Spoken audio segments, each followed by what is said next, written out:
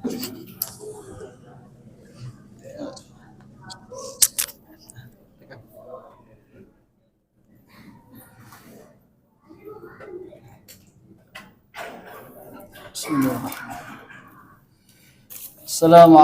warahmatullahi wabarakatuh. Waalaikumsalam warahmatullahi wabarakatuh. Innal hamdalillah nahmaduhu wa nasta'inuhu wa nastaghfiruh wa na'udzu billahi min shururi anfusina wa min sayyiati a'malina. May yahdihillahu fala mudilla lahu wa may yudlil fala hadiya lahu. Asyhadu an la ilaha illallah wahdahu la syarika lah wa asyhadu anna Muhammadan abduhu wa rasuluhu la nabiyya ba'dah. Allahumma salli wa sallim wa barik ala nabiyyina Muhammad wa ala alihi wa ashabihi wa man tabi'ahum bi ihsan ila yaumiddin amma ba'du. Yang kami hormati guru kami, orang tua kami, Bapak Kiai Haji Dr. Surahman Hidayat. Mohon izin Pak Kiai, mudah-mudahan Allah Subhanahu wa taala senantiasa memberikan keberkahan kepada beliau. Semoga Allah senantiasa memberikan kesehatan kepada beliau. Yang kami hormati Bapak Ketua RW, Bapak Ketua RT, Bapak Ketua DKM dan jajarannya, para asatidz sekalian, Bapak-bapak, Ibu-ibu, teman-teman remaja, anak-anakku semuanya yang sama-sama kita mengharapkan ridha Allah Subhanahu wa taala. Jamaah rahmat Allah Subhanahu wa taala, kita bersyukur kepada Allah malam hari ini Allah memberikan nikmat kepada kita semua, khususnya nikmat iman dan nikmat Islam. Salawat dan salam kita haturkan kepada Rasulullah Muhammad sallallahu alaihi wasallam beserta keluarga, sahabat dan umatnya sekalian. Jamaah rahmat Allah Subhanahu wa taala, di antara penyebutan dari bulan Ramadan, ya, para ulama memberikan beberapa penyebutan untuk bulan Ramadan. Dan di antara penyebutan bulan Ramadan yaitu sebagai syahrud du'a, sebagai bulan untuk bagi kita untuk memperbanyak berdoa kepada Allah Subhanahu wa taala. Terkait bulan Ramadan sebagai bulan doa, dalilnya diantaranya adalah firman Allah Subhanahu wa taala yang Allah jelaskan terdapat pada Quran surat Al-Baqarah ayat 186. Allah Subhanahu wa taala berfirman, a'udzubillahi minasyaitonir rajim, bismillahirrahmanirrahim. Wa idza sa'alaka 'ibadi anni fa inni qarib ujibu da'watad da'i idza da'ani falyastajibu li wal yu'minu bi. Pada ayat ini Allah Subhanahu wa taala ingatkan kepada kita. Di dalam tafsir Ibnu Katsir disebutkan tentang asbabul nuzul daripada ayat ini. Ada seorang badui bertanya kepada Rasulullah tentang Allah Subhanahu wa taala, di manakah Allah Subhanahu wa taala? Ketika Rasulullah ditanya tentang hal tersebut, ya, ditanyakan apakah Allah itu dekat ataukah Allah itu jauh. Rasulullah terdiam sesaat. Kemudian turunlah Quran surat Al-Baqarah ayat 186 yang menjelaskan tentang Allah Subhanahu wa taala. Di mana pada ayat tersebut Allah Subhanahu wa taala mengingatkan kepada kita, dan apabila hamba-hambaku bertanya tentangku, maka Muhammad sampaikanlah bahwasanya aku adalah dekat. Ya Pak ya, Bu. Jadi Allah itu dekat. Tentang dekatnya Allah Subhanahu wa taala dijelaskan dalam sebuah hadis lebih dekat daripada urat unta yang dikendarai oleh penunggangnya. Yang sampaikan dalam sebuah hadis. Pada ayat tersebut Allah menegaskan, ujibu da'watad da'i idza da'ani. Allah Subhanahu wa taala mengabulkan setiap permintaan dari hamba-hambanya yang meminta kepada Allah Subhanahu wa taala. Tetapi Allah tutup ayat tersebut yaitu agar kita ketika kita telah memohon kepada Allah Subhanahu wa taala, falyastajibuli wal yu'minu bi. Allah ingatkan kepada kita, kalau memang kita ingin doanya diijabah oleh Allah Subhanahu wa taala, maka Allah perintahkan kepada kita agar kita menjadi orang-orang yang bersegera untuk melaksanakan ketaatan kepada Allah dan beriman dengan kuat kepada Allah Subhanahu wa taala. Jamaah Allah Subhanahu wa taala, ada ulama yang menjelaskan tentang Quran surat Al-Baqarah ayat 186 ini.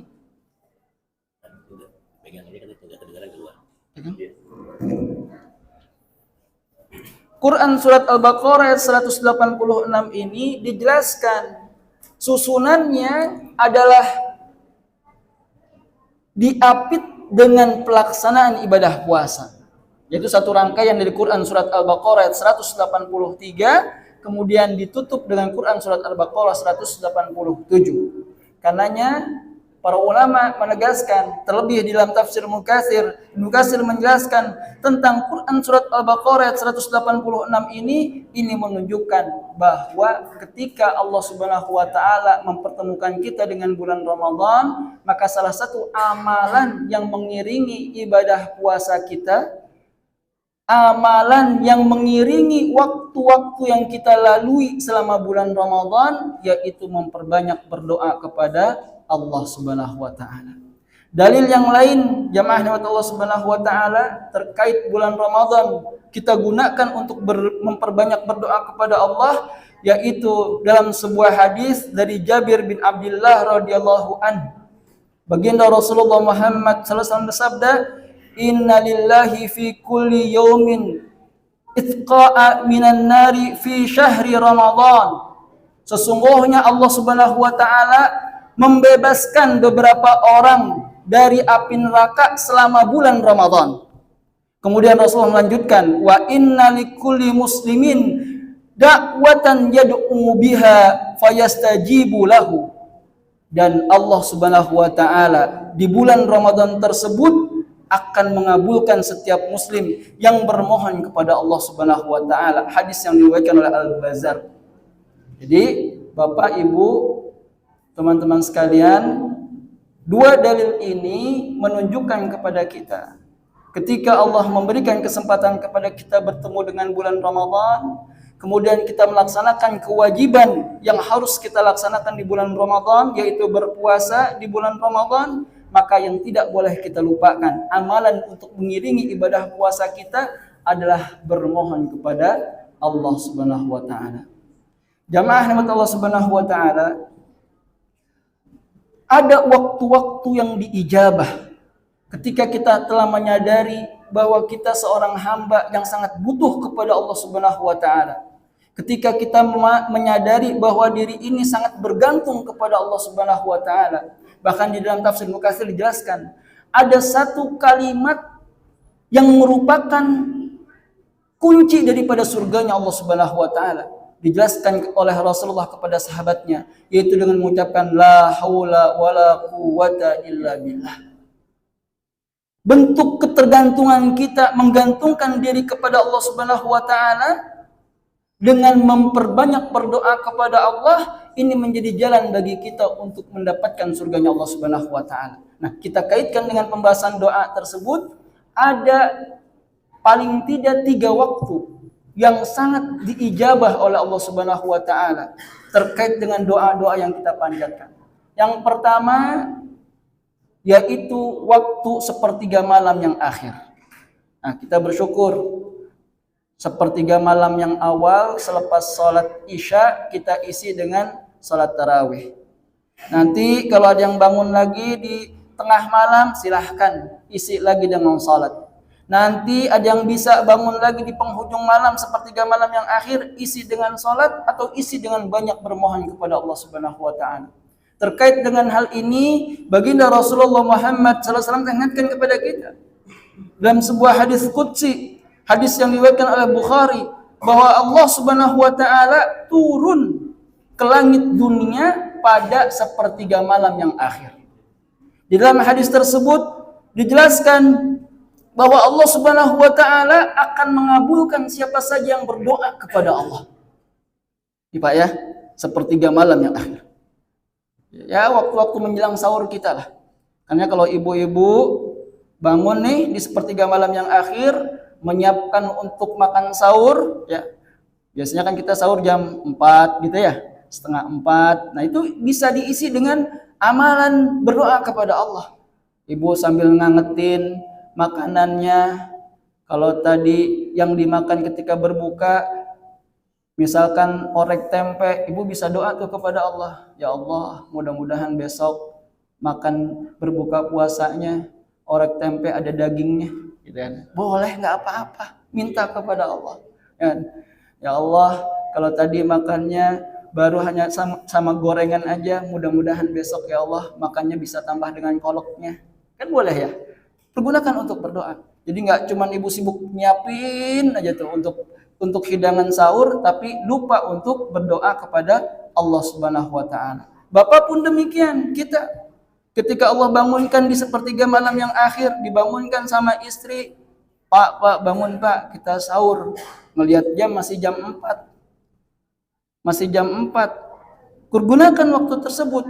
Sepertiga yang akhir tadi di waktu malam pergunakan untuk bermohon kepada Allah Subhanahu wa taala. Perbanyak istighfar kepada Allah, mohon ampun kepada Allah. Mohon ampun kepada Allah untuk diberikan kelapangan rezekinya, dimudahkan urusan-urusannya. Karena sepertiga malam yang akhir itu Allah Subhanahu wa taala akan mengabulkan doa setiap hamba-hambanya yang meminta. Pada hadis tersebut pun dilanjutkan bahwa Allah Subhanahu wa taala bersabda, siapa yang meminta kepadaku akan aku kabulkan. Siapa yang memohon ampun kepadaku akan aku ampuni. Ini apa ya? Bu, jadi sepertiga malam yang akhir waktu diijabahnya doa. Yang kedua, jamaah Allah Subhanahu wa taala, waktu diijabahnya doa yaitu saat kita berpuasa. Nih, perhatikan bagi kita. Di saat kita sedang berpuasa, itu adalah waktu diijabahnya doa. Hal ini sebagaimana sabda Rasulullah Muhammad SAW dari Abu Hurairah radhiyallahu anhu. Hadis yang diriwayatkan oleh Ahmad. Rasulullah bersabda, "Salasatu la yuradu du'watuhum." Ada 3 orang yang doanya tidak tertolak. Satu di antaranya baginda Rasulullah Muhammad SAW menyampaikan kepada kita, yaitu asyam hatta yuftira, orang yang berpuasa, orang yang sedang menjalankan ibadah puasanya sampai dia berbuka puasa. Ini waktu yang diijabahnya doa. Karenanya Pak, Bu, ketika kita sedang menjalankan ibadah puasa, ya, kita tidak hanya menahan diri dari lapar dan dahaga, kita tidak hanya menahan diri dari memperturutkan hawa nafsu kita juga tidak hanya menahan diri dari mengucapkan kata-kata yang bisa menggugurkan pahala puasa kita. Ya. Ini Bapak Ibu, ada perbuatan lisan yang bisa menggugurkan pahala puasa kita. Rasulullah menjelaskan ketika seseorang menggunakan lisannya untuk azur, mengeluarkan kata-kata marah, kata-kata dusta, berkata bohong, dan juga melakukan perbuatan dusta, maka sia-sia pahala puasanya di hadapan Allah Subhanahu wa taala. Dia tidak mendapatkan pahala dari ibadah puasanya di hadapan Allah Subhanahu wa taala. Juga dengan nikmat lisannya, ketika lisannya digunakan untuk mengeluarkan kata-kata yang lagu, kata-kata yang sia-sia. Disebutkan dalam hadis tersebut, ketika seseorang menjalankan ibadah puasa tapi lisannya dipakai untuk mengucapkan yang sia-sia, untuk bicara ngalor ngidul, nggak ada juntrungannya, nggak ada manfaatnya, digunakan lisannya untuk tertawa-tawa, digunakan lisannya untuk mengeluarkan kata-kata yang tidak bermanfaat, yang sia-sia, maka itu pun menjadi perbuatan yang bisa menggugurkan pahala puasanya.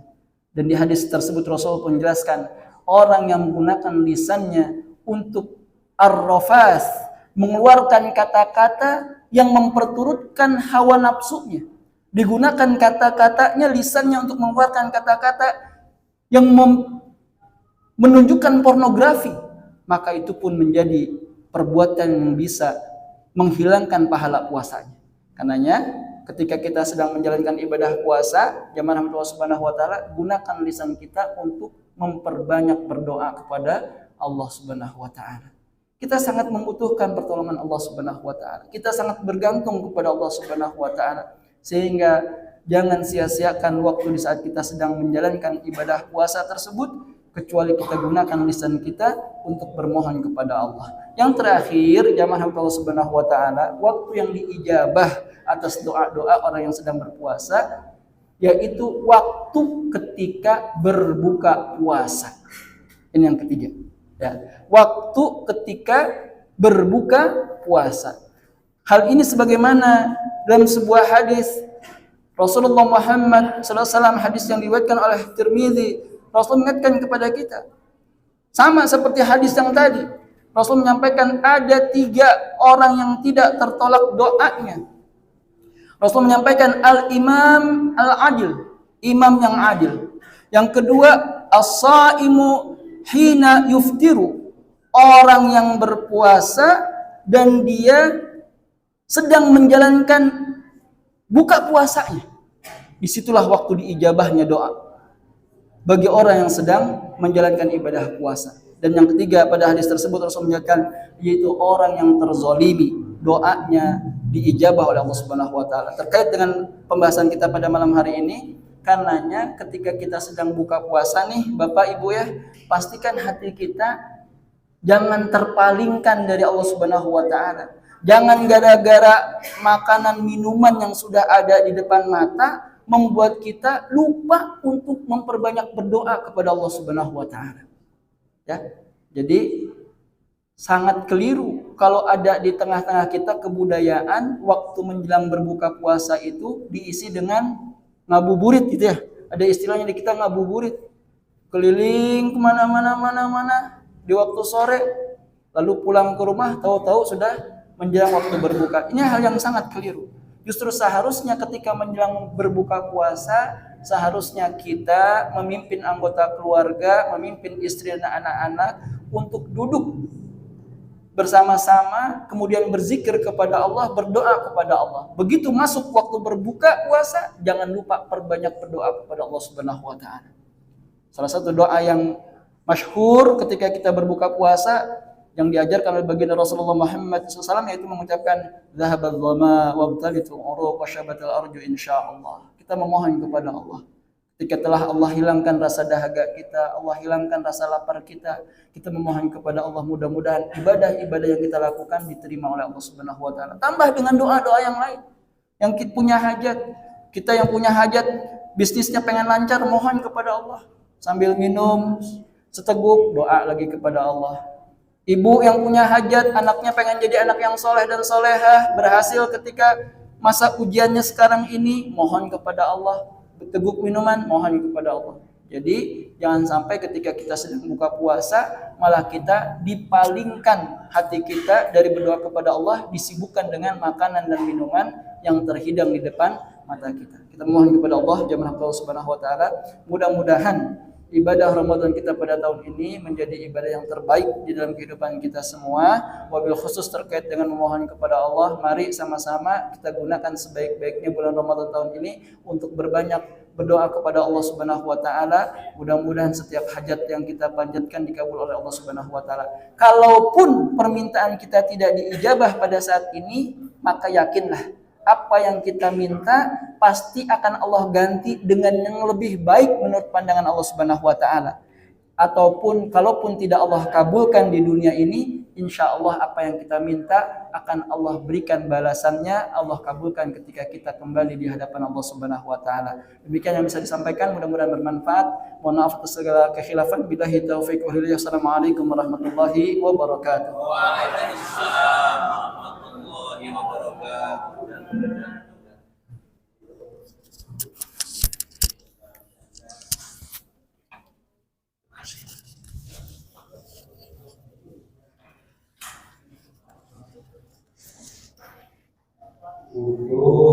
Qudusun Rabbuna wa Rabbul Malaikati waruh.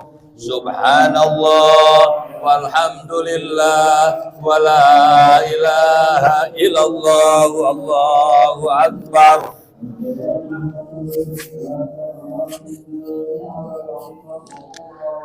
As-salatu la ilaha illallah Muhammadur Rasulullah.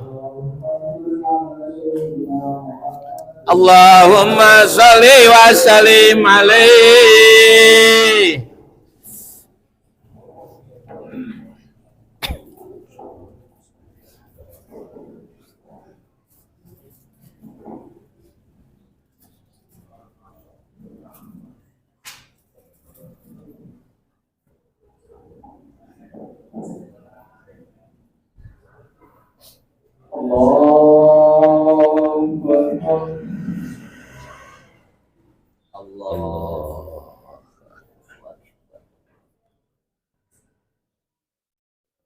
بسم الله الرحمن الرحيم الحمد لله رب العالمين الرحمن الرحيم مالك يوم الدين إياك نعبد وإياك نستعين اهدنا الصراط المستقيم صراط الذين أنعمت عليهم غير المغضوب عليهم ولا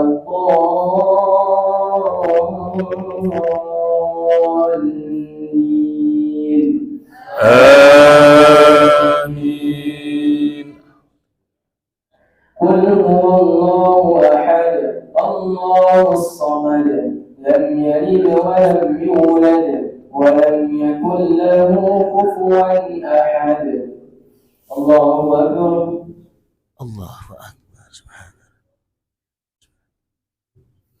سمع الله لمن حمده الله أكبر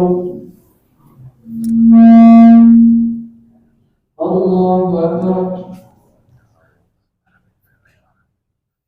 الله أكبر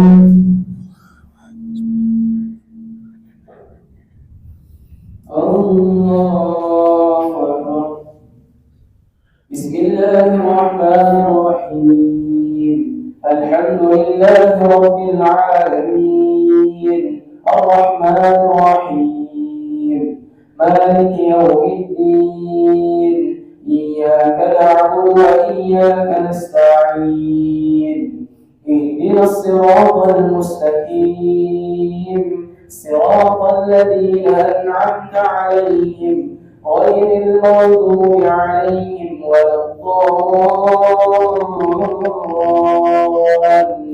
الضالين آمين.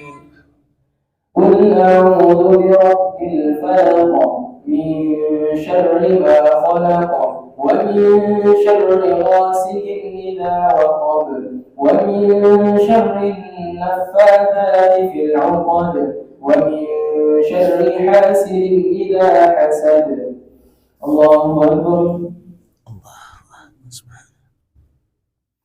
سمع الله لمن حمده الله أكبر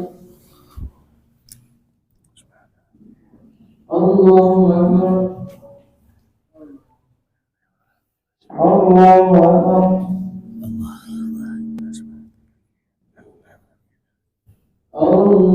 الله أكبر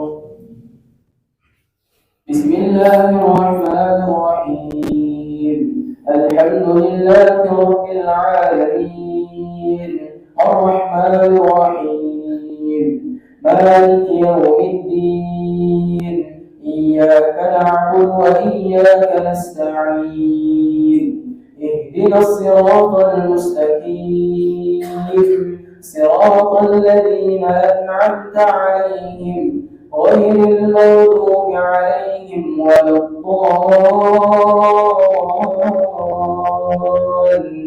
الضالين آمين.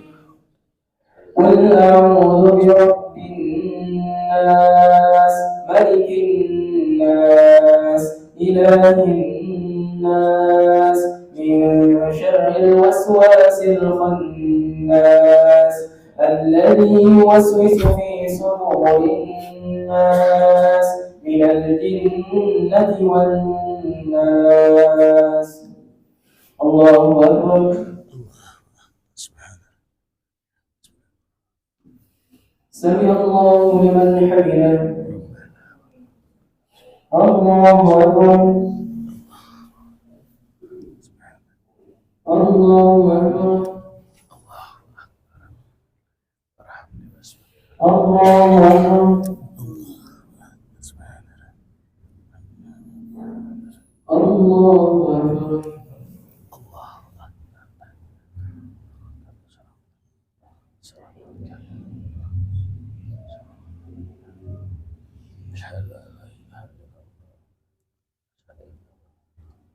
اللهم صل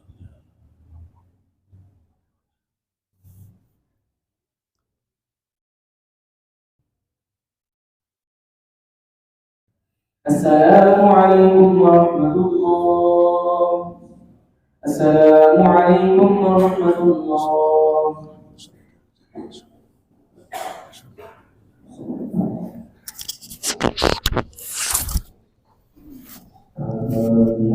أعوذ بالله من الشيطان الرجيم. بسم الله الرحمن الرحيم. الحمد لله رب العالمين.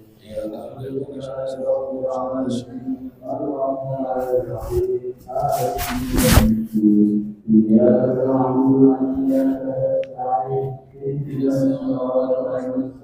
صراط الذين أنعمت عليهم غير المغضوب عليهم ولا الضالين.